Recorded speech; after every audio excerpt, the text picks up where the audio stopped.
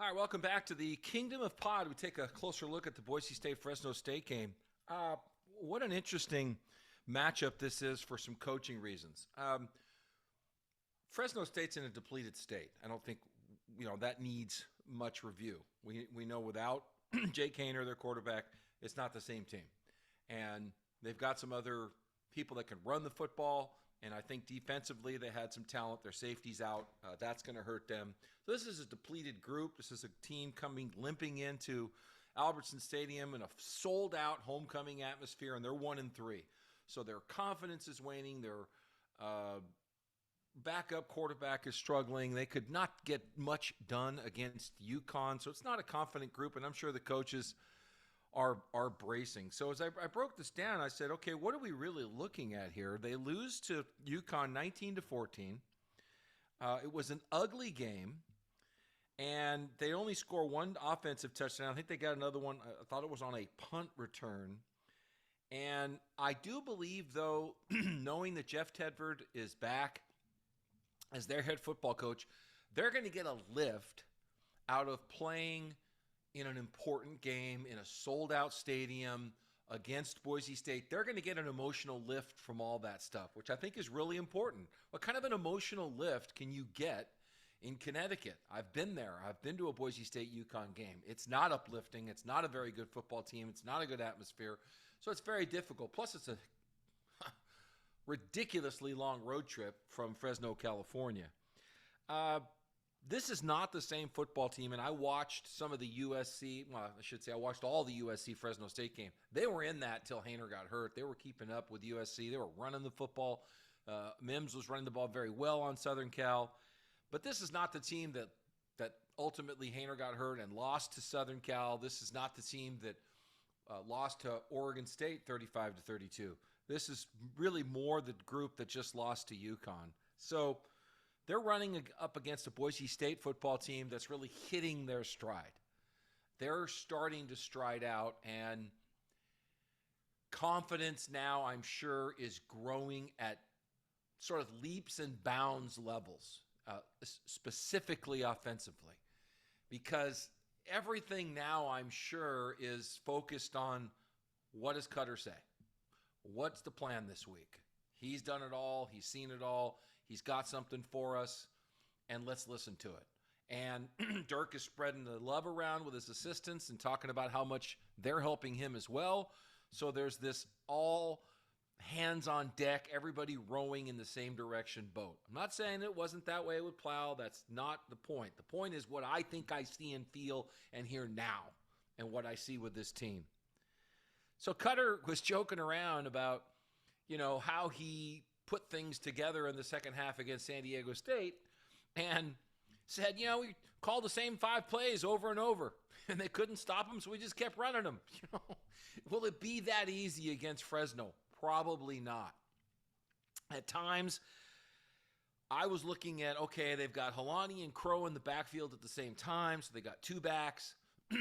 Genty was running in an ISO and a single back, and I think Helani got in a single back. Maybe they flipped that stuff around, and all of a sudden, what they were running out of 2-back sets is done with Genty and Crow or Genty and Helani. Those kinds of tweaks can happen. Those are small tweaks, and I think Dirk would get to some of that. That messes up Fresno State's keys. But really, the game turned when Taylor Green became what they say, as they say it, a run number. The stretch reads, the zone reads, even the inside running game. As he's going down the line of scrimmage, reading a safety or reading a defensive end and either giving it to somebody if they're playing him or not, and keeping it if they're taking the dive man. I mean, they ran it very well against San Diego State, and it really hurt them. So what are the counter plays out of that? Where can you go? Does Dirk pick up right where he left off and go with the 17th, 18th, 19th, 20th, and 21st runs and say, look, there's our 5 plays. Can you stop that? Because until you do, I'm not going to change. I don't know. Do they run Green in one series and then run Sam out, Vidlak, the other quarterback, out for the next series? All of these things are possible because you have such an experienced guy running things in Dirk Koetter. I do believe that you're going to be seeing the next evolution of this offense after those 5 plays. And so that's a lot of plays. But, why wouldn't you want Green in an RPO going down the line of scrimmage, and rather than turning it and running it around the corner or the safety or whoever has contained or the defensive end, step back and throw it? They've been giving safeties problems. Fresno's top safety's out. That's going to be a problem for them. I would think you'd want Green to show some progress throwing the football, because you cannot be this run heavy for the entire season, because you'll get too many tendencies that people will know how to break. Most of us can remember going back to when Kaepernick was at Nevada, how Boise State begged him to throw the football. He didn't throw it that well, and it was successful. Now, he scored some points on the ground, but yet for the first couple of years, Boise State had his number. Well, Green is a similar quarterback, and so I'd like to see Green, I'm sure, like Dirk and the others, get into a more balanced position where he's throwing the football 20 to 25 times. I'm not saying he's going to go from 0 to 20 to 25 from San Diego State to Fresno State, but there'll be this progression, I would think. I thought it was interesting to look at the Fresno State defensive coaches and see who's going to be charged with the responsibility of coming up with the game plan that's going to try to outguess Dirk Koetter. And was this an experienced defensive coordinator? Is it a young defensive coordinator? Is it a guy rising in the ranks? Who is this guy? And so this, I thought, was an interesting angle. Kevin Coyle is the defensive coordinator at Fresno State. I had never heard of him.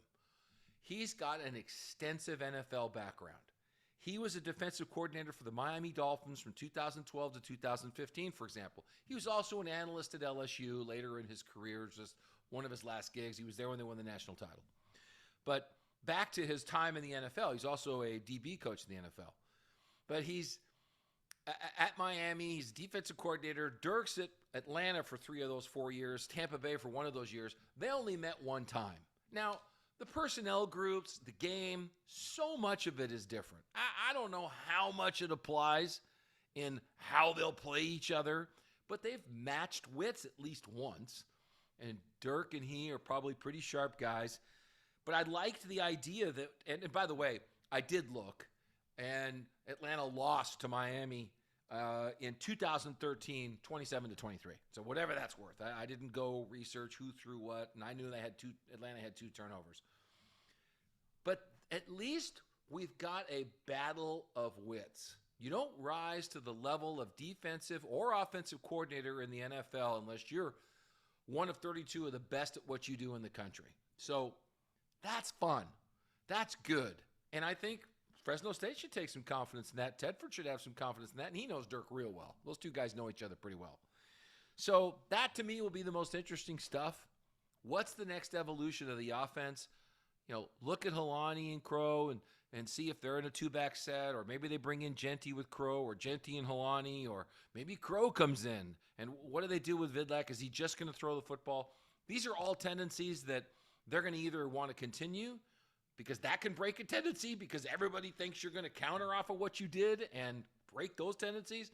That's going to be the fascinating stuff to me, because other than that, Boise State should roll in this football game. I don't think Fresno State has enough. I think you're looking at a 2 to 3 touchdown game with huge fan support. I think it could get ugly, but that's the most interesting part of the game to me.